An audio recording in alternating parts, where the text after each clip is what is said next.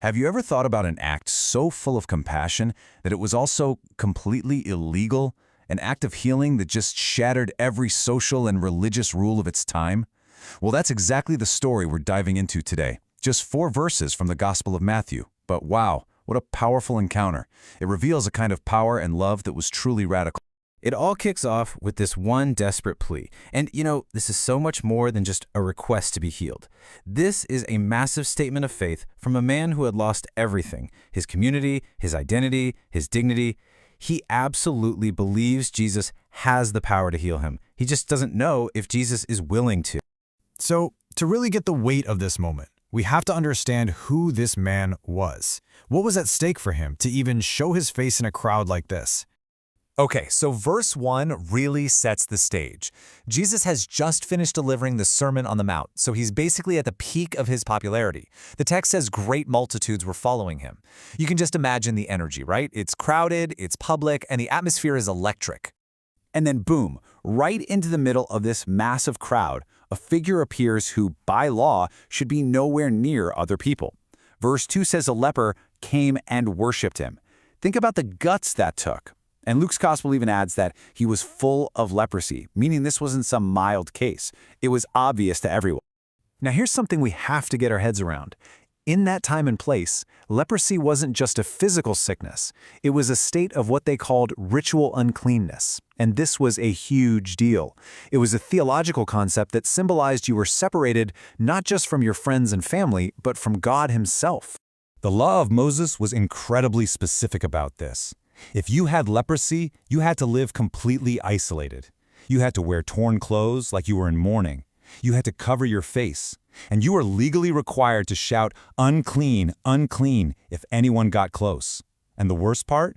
If you touched a leper, you became unclean too. Seriously, some rabbinic writers called it a living death. So when this leper says, "If thou wilt," he's showing this incredible, humble faith. He doesn't doubt Jesus' power for a second, just his willingness to use it on someone like him. But Jesus' response in verse 3, it doesn't just answer the man's plea. It demolishes every single cultural and religious barrier of the day. We're told that Jesus was moved with compassion, and then he does the unthinkable. He reaches out his hand, and he actually touches the untouchable man. You can just imagine the collective gasp from the crowd. Then he speaks, and he confirms it. "I will, be thou clean." So why was that simple touch so absolutely shocking?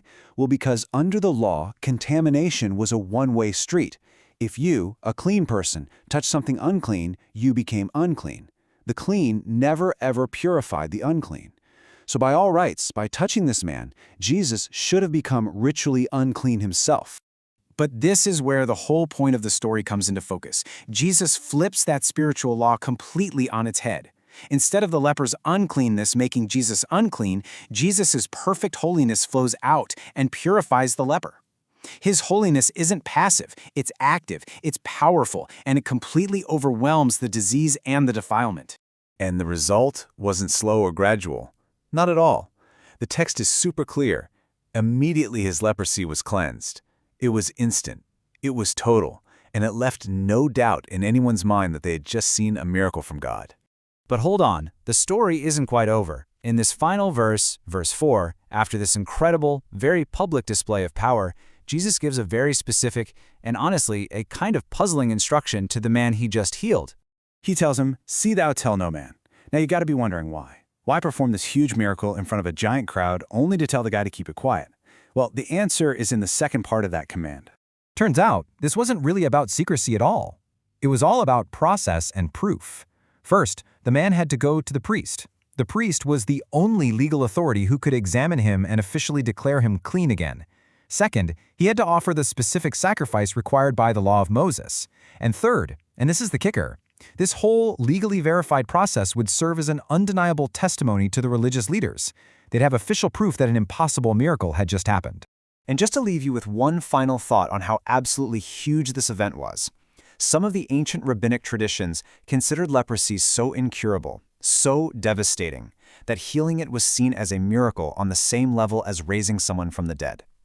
That's what the crowd and soon the priests had to wrap their minds around. An act of power that showed a new, radical kind of authority had just arrived.